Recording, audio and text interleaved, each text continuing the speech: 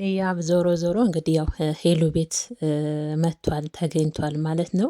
ሄሉዬ ግን ያው አሳዘነችኝም አሳቀችኝም። ሁኔታዋ በጣም ነበር የምታሳዝነው። ልጅ አይደለ እንደ የምትፈልገው አሁኑኑ አለች። አሁኑኑ መንታ መንታውን እሰጥሃለሁ ነው ያለችው። እና ቢጨንቃትና ቢቸግራት ያብ እንግዲህ ያው ስክር ብሎ ጠጥቶ ካሜራ ደቅኖ ሄሉዬ ቤት ከምሽቱ ከሌሊት ተገኝቶ ነበር። እሷም እንዴት በዚህን ሰዓት የሆነ ነገር ብትሆንብኝስ እኔ ጸጸቱን አልችለውም ያብ ስለምወድ እኮ ነው እንደዛ ያደረኩት በማለት አሁን ከፈለግ መንታ መንታውን ልሰጥ እችላለሁ። ለምንድን ነው እንደዚህ የምትወደው? እኔ እኮ አፈቅርሃለሁ። አንተስ ብትሆን ያጠፋው ጥፋት በአንድ ቀን በዛች ስህተት አይደለ እንዴ ከእሷ ጋር በአንድ ቀን 40 ምንጭም እዚህም ያየው እኔም እኮ ስለምወድ ነው ያንን ዋጋ የከፈልኩት በማለት ሄሉን በቃ ምን ልበላችሁ አሳዘነችኝ። መንታ መንታውን አሁን ምሰጥ ስትል ደግሞ አሳቀችኝም አሳዘነችኝም። እና ያብ ደግሞ መረጋጋት ነው ያለብህ። ልጅ አይደል እንዴ ይቻላል ትችላለህ እኮ አሁንም ማስረገዝ ትችላለህ አይደል? ይቻላል። ሄሉም ሴት ናት ማርገዝ ትችላለች።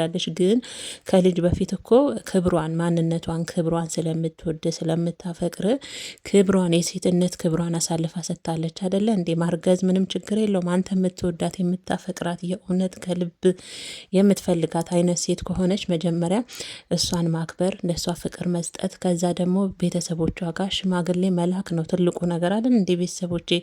ስለዚህ መጠጥ ውስጥ መደበቅ መፍትሄ ይሆናል ብዬ አላስብም። ያብ ሽማግሌ ላክ። የምትወዳት ከሆነ የምታፈቅራት ከሆነ ለእሷ ክብር ሳጥ። አቋም ይኑርህ። በቃ አቋም ይኑርህ።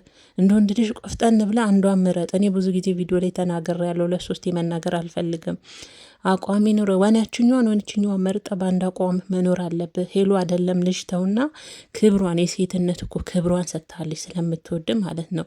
ስለዚህ እሷንም በዚህ ልክ መጠጥ ውስጥ ተደብቀ እኔን አዋረድሽኝ፣ በቤተሰቦች ፊት አንገቴን አስደፍተሽኛል በማለት በመጠጥ ውስጥ መደበቅም ደግሞ መፍትሄ አይሆንም። ግን ዞረ ዞረ ከፋም ለማም ሄሉ ጋር መጣሃየ ብትወዳትም ግን አሁንም ሁለት ቦታ ብትሆንም ይሄ ነው በቃ እኛንም እያስከፋን እያስቀየመን ያለው አይደለም ሄሉን እኛንን።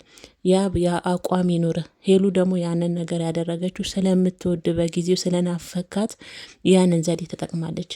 ስለዛ ዛሬ መጠጥ ውስጥ መደበቅ መፍትሄ አይሆንም። መጠጥ ይዞ በሌሊት እሷ ጋር ሄዶ እሷ ማስጨነቀ። እንደውም እኮ ዘስፔንስ አደረጋችሁን መጨረሻ ላይ አብራችሁ ተቃቅፋችሁ ስተኙ እንደ ምን ሊደረግ ነው ብለን እኛ ተመልካቾች ደነገጥን። ሄሉዬም ማሳዘነችኝነት ለመናገርና መንታ መንታውን ነው ምሰጥ ልጅ አይደል የምትፈልገው አሁን ነው አለችው። መንታ መንታውን አንተስ ማስረጋስ ትችልበት አይደል እንዴ? ምንድነው በዚህ ልክ መጨነቅ? አይደለም ልጅ እኮ ክብሯን የሴትነት ክብሯን ሰጥታለች አይደል እንዴ? ስለዛ በቃ አንድና አንድ የምትወዳት የምታፈቅራት የእውነት የምትመርጣት አይነት ነሚስት አይነት የምትመርጣት አይነት ሴት ሆና ከተገኘች በዚህ ልክ መጠጥ ውስጥ ከመደበቅ አዋረድሽኝ፣ አንገቴን አስደፋሽኝ ከማለት እንዳለችው መንታ መንታ ልሰጥ ትችላለች። ግን ደግሞ የቤተሰብ ክብር አለ። ቤተሰቦቿ ጋር ሽማግሌ ላክ። ከዛ የራሳችሁን ፍቅር ኮንኩሙ። ከዛ ልጁ ይመጣል ቀስ ብሎ እግዚአብሔር ስለሚሰጥ እንጂ አንተ ስለፈለክ እኮ አይደለም። ያብ አንተ ስለፈለክ ልጅ ዝም ብሎ የሚሰራ ነገር አይደለም፣ እግዚአብሔር ሲሰጥ ነው። ይቀጥል ደግሞ ደጋግሜዋለሁ፣ ክብሯንም የሰጠች ሴት ናት ሄሉ ማለት አይደለም ልጅ ማለት ነው። ስለዛ ሄሉዬ በጣም ነው የምትወደው። ቤተሰቦች እኔ ምን እንደምል አላቅም። የእውነት በጣም ታፈቅረዋለች። በቃ እኔ እንጃ ተርበተበተች።